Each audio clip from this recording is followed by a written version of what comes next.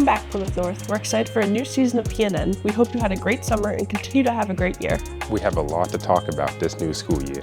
Today, we will look at how EEE has been affecting the Plymouth community and how students are reacting to the changes made by this threat. Next, we take a closer look at how community colleges in Massachusetts have become tuition-free. Finally, we take a deep dive into the efforts taken to create the student-run Broadway production of Six the Musical. Get ready, Plymouth North. It's time for PNN.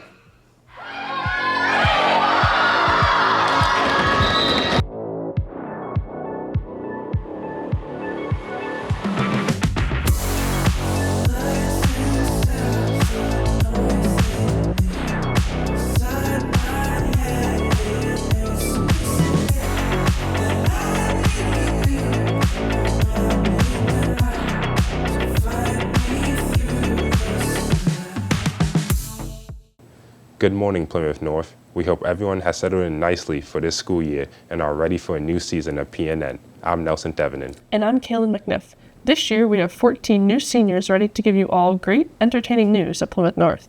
Make sure to follow our Instagram for the most recent updates during the school year at pnn.2025. Now for the news. You could be looking forward to all of the Friday night games under the lights, but that's not necessarily the case this year.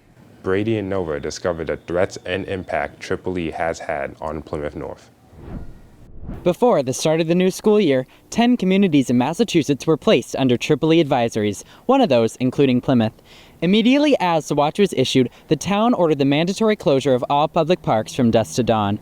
These advisories have hit close to home for many people living in Plymouth, especially those at North. The current EEE threat is pretty widespread. Every day we are learning of new communities that have positive testing for mosquito with EEE.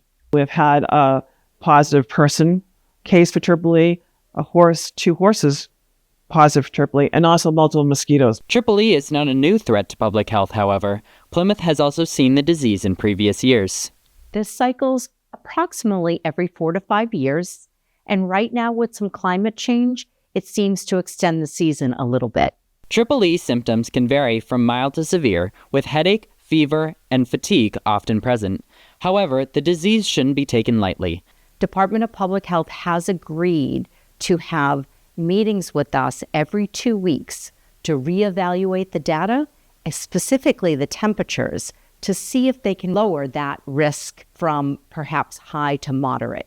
If that happens, we will look to reopen fields and parks and still ask people to take the necessary precautions that they share with us. In a practical response, the Plymouth County Mosquito Control Project and the state have conducted both aerial and truck spraying of mosquito repellent in hopes of limiting the threat EEE poses. We did have a meeting with Department of Public Health, and they have not indicated there are any new cases at this time. But as of last week, mosquitoes in Plymouth and other communities were still testing positive.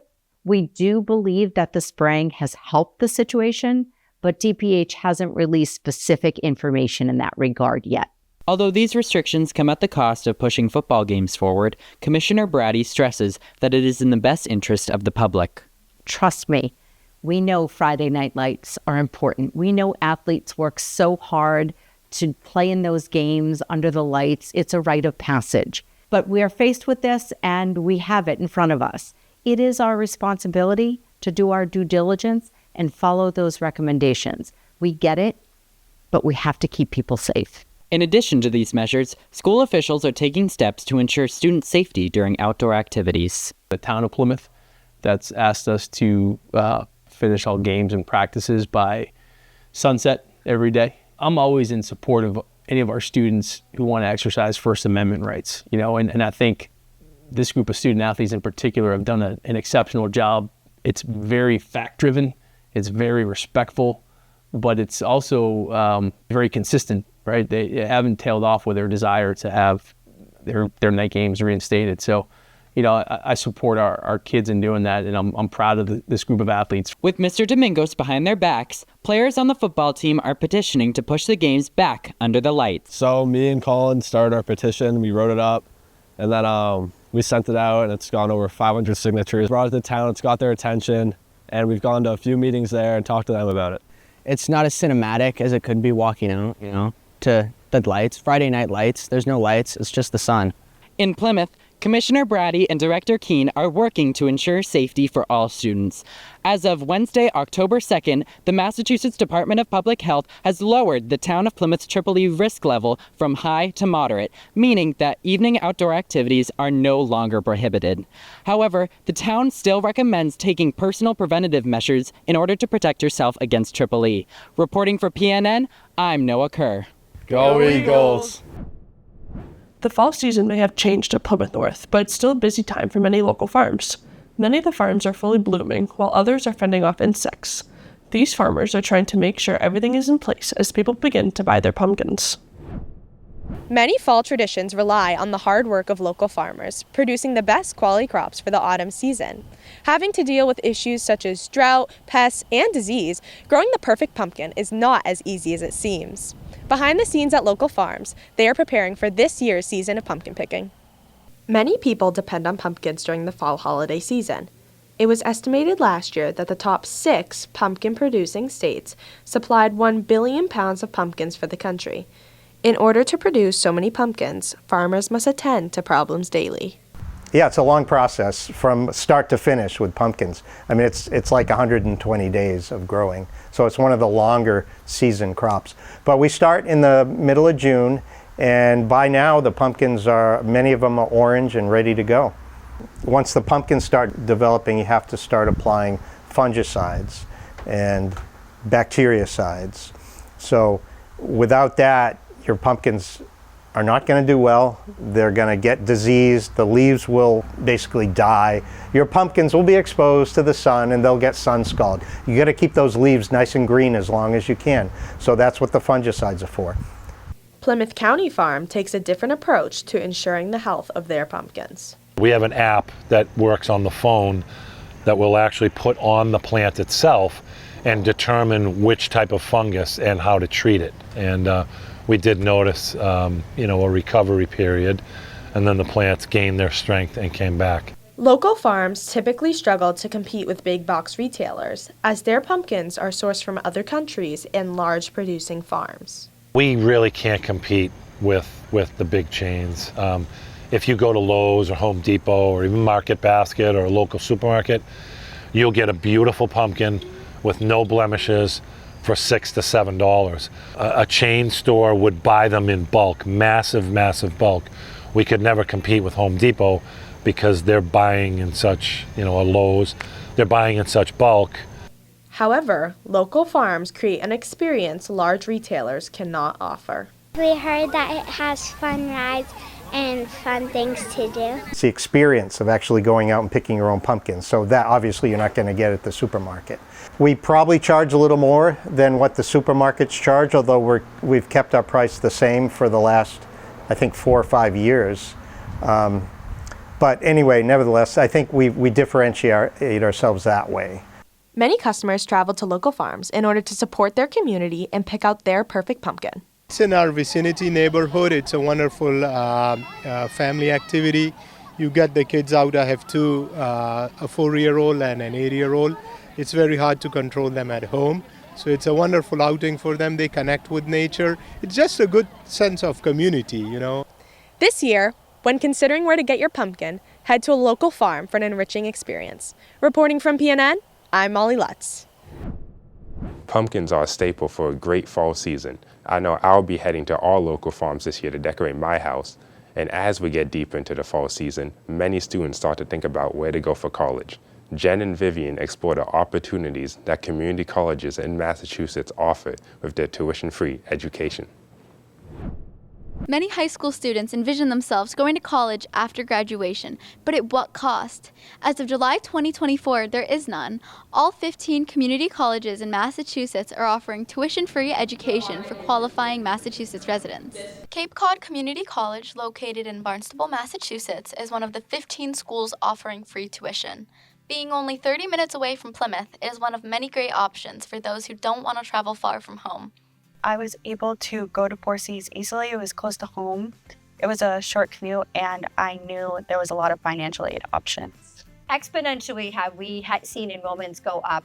I have to say that I wasn't expecting such a big, high enrollment rate. We actually had to close our fall application this year because we received 1,200 applications in about 3 weeks. The free college program has a lot of moving parts, in turn introducing a learning curve for everyone involved. A lot of it has been not necessarily a challenge, but there's a lot of coordination to make sure that someone coming to Cape Cod Community College or North Shore Community College is getting the same information, that students have access to the same pieces of information at all schools. At 4Cs, now that it's free, I am able to work less and focus more on my studies. Tuition-free education has already positively impacted incoming fall students and faculty at Cape Cod Community College and will continue to do so for future students. There are folks who are coming to community colleges now and all of their costs are covered. Some of them are going to get book and supply costs covered as well. It's been a really wonderful thing to work on. It's been great. For me, seeing the happiness on people's face when I say it's free, they go, really? I say, yes, it's really free.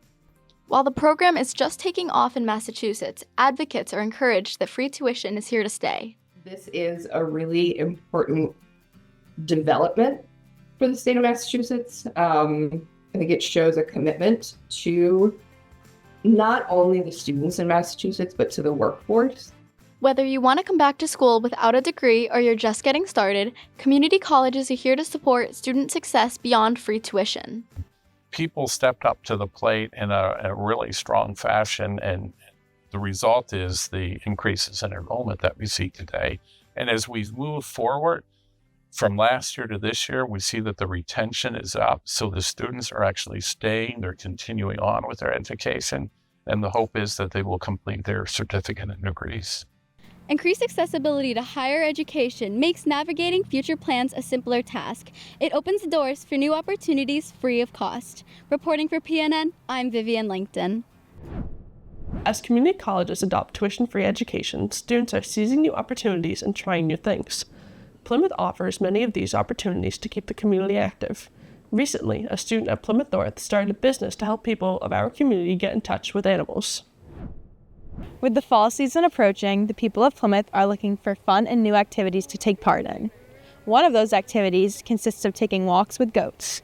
This business is primarily run by a young entrepreneur, Bailee Telford, who is currently a sophomore at Plymouth North. We are Goat Walks Plymouth, and we take people for goat walks around Plymouth. Sometimes we'll go downtown with them and show them like the historical sites, or we will go like through Morton Park if they want more of like a forest kind of thing. And we get a lot of tourists, and we just take them for walks with the goats. Especially in a minute. I'm like their caretaker. I kind of just like, I give them water and hay in the morning, and I do like any like supplements they need, any like extra things that they need, like I groom them and stuff, so I just do like any basic caretaking they need. Running a business by yourself at such a young age can be hard, but luckily Bailee has very supportive parents who have helped guide her. I think it's great. I think it's really good life lessons for her of like learning how to manage some money and the cost of things and dealing with the public, customer service, responsibility, and some money management, managing the money that she makes from the business.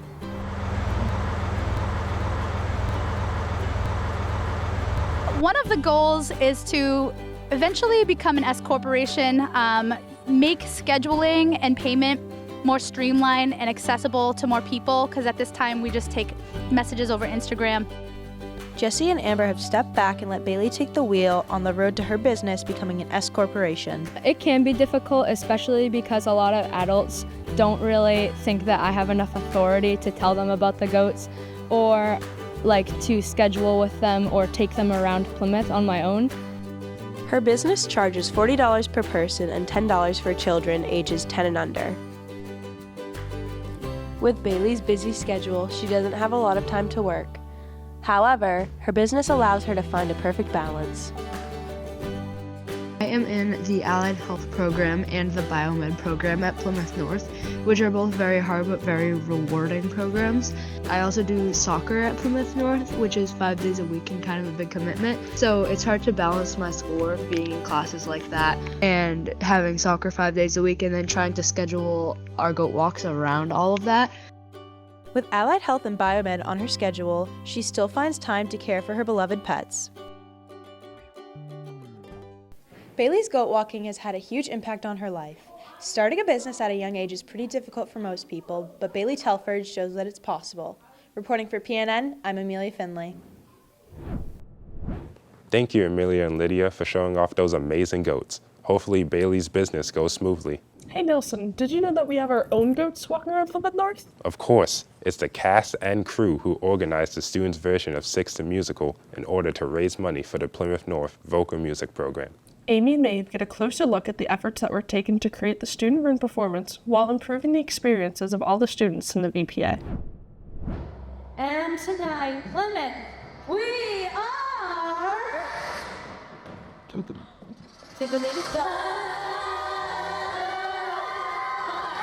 Six of Plymouth North's very own VPA students organized their own student-run version of the Broadway production Six the Musical, in which they play the wives of Henry VIII. Similar to what the musical hoped to demonstrate, Lily Capel, Molly Kelly, Allie Chamberlain, Zoe Melody, Paige Robertson, and Lila Jones are more than just the queens that they portrayed. The actresses directed, choreographed, designed lighting, organized rehearsals, and performed themselves.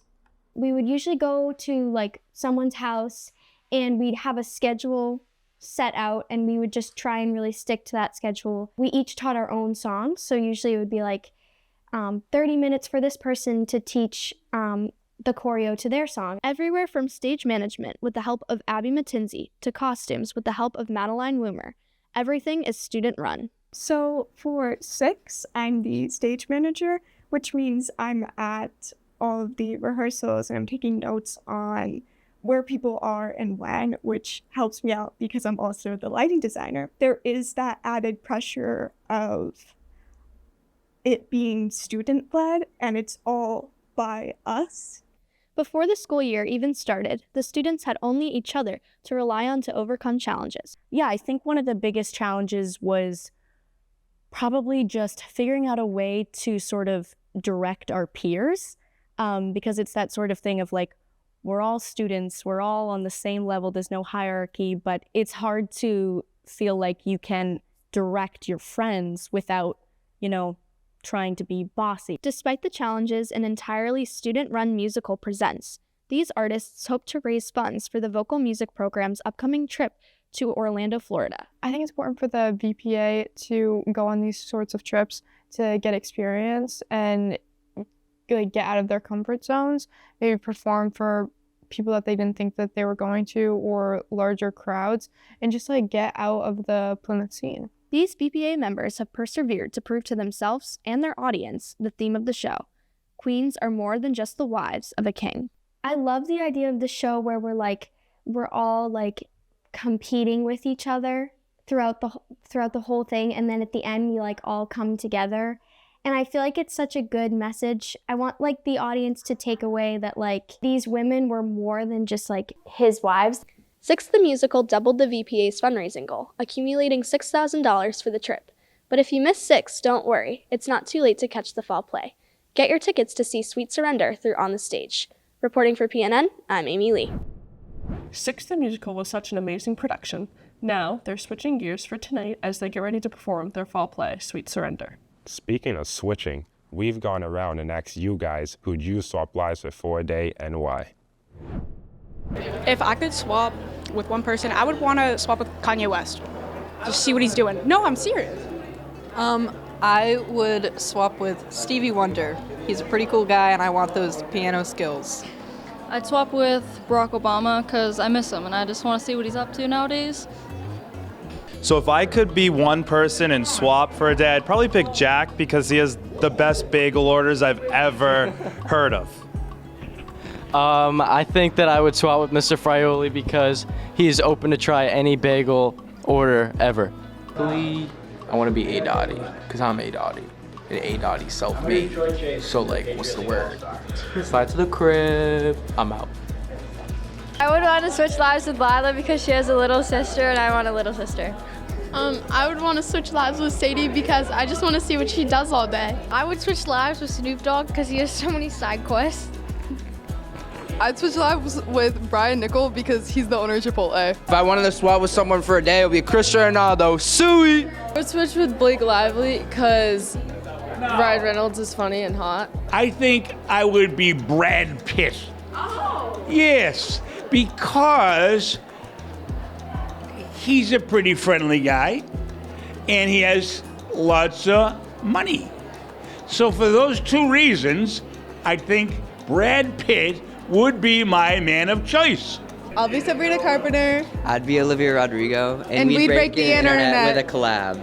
Person I'd switch lives with is LeBron James. Why? Because he's just like the greatest athlete of all time. You feel me? Just resembles me. You feel me? If I could switch lives with anyone, it'd be Tom Brady because like he's rich and famous. So. Yeah. If I could swap lives with someone for a day, it would be Dariel because he's really cool and like he's just like him and like yeah. If I could swap places with someone for a day, I would pick Eamon because he's like top tier nonchalant and he's just like soccer captain and like that's why. That means a lot. So many great choices to choose from. I would be Megan Trainor. Who would you be? I would have to say LeBron James because he's the greatest basketball player out there. And we have a lot of great news and notes to talk about as the school year begins. To start off, tonight as well as tomorrow, Sweet Surrender is being performed in the Pack at 7 p.m. You can still buy your tickets online or at the door. For Plymouth Public School students, it is $5, while for the general public, it's $8. The College Fair is coming up. It's on Tuesday, October 15th from 6 p.m. to 8 p.m. in the gym, open to all grade levels. Chess Club starts October 15th and meets every Tuesday right after school until 3:30 in room 322. Everyone is welcome to go. Any juniors signed up for the PSATs, remember that it takes place on Thursday, October 17th in the gym. Powderpuff signups are happening towards the middle of October. Your class advisors will be selling the shirts for $20. The game is on November 14th at 6 p.m. If you want to come and watch, it's $2 to get in. Eagles for Equity Club is looking for new members to join who are interested in helping make North a more inclusive and accepting place. This year, the club is starting an exciting new school-wide project and they would love to have you share your voice. They meet twice a month during K-Block in room 224. The next meeting is on October 24th. Make sure you go check it out. And if you have any further questions, please go see Miss Hildebrand, Miss Wilbur, or Mr. Frioli. All are welcome. The Movie Club is where you can watch films and TV shows consisting of a wide variety of genres and styles. With no commitment required, you can email Mr. McNamara or stop by the EdTV studio with any questions. All experience and levels are welcome, and the next meeting is October 23rd. Make sure you're up to date with all of your classes, as the term ends on November 1st. And that's all for this episode of PNN. Stay up to date by following our social pages. Enjoy your 3-day weekend, and remember, we have a half-day Wednesday, October 14th. Have fun and stay safe for Halloween. Thank you for watching. We will see you next time.